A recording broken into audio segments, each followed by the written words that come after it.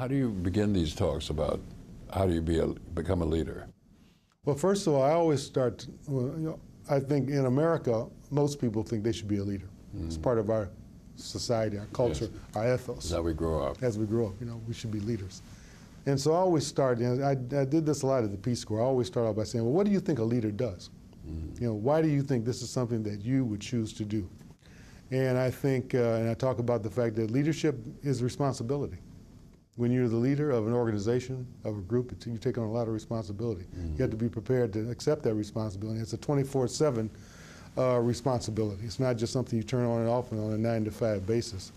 Secondly, you need to study what the objectives of the enterprise would be, whether it's a company, whether it's a nonprofit, whether it's a business or a foundation, and understand what you're trying to achieve and how you can lead people to work together in a collective sense to achieve that.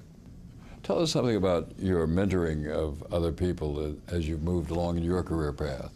Well, because I've always enjoyed great mentors, from Mr. Caldwell in high school all the way through people like Ambassador Johnny Carson, who just stepped down from being Assistant Secretary for Africa, who was a great leader. James Joseph, who was my ambassador in South Africa. Sure. I'm sure you must know him. He's an outstanding mentor and leader. Ambassador James Michael, who was my boss when I was in USAID. He was the one who picked me for my first major leadership position at USAID. All of these men were important to me. And so I've always made it a point to reach out and try to identify talented young people who I thought should be supported and allowed to have the opportunity to gain insights into the wonderful careers, whether it's in government or business or in the nonprofit world.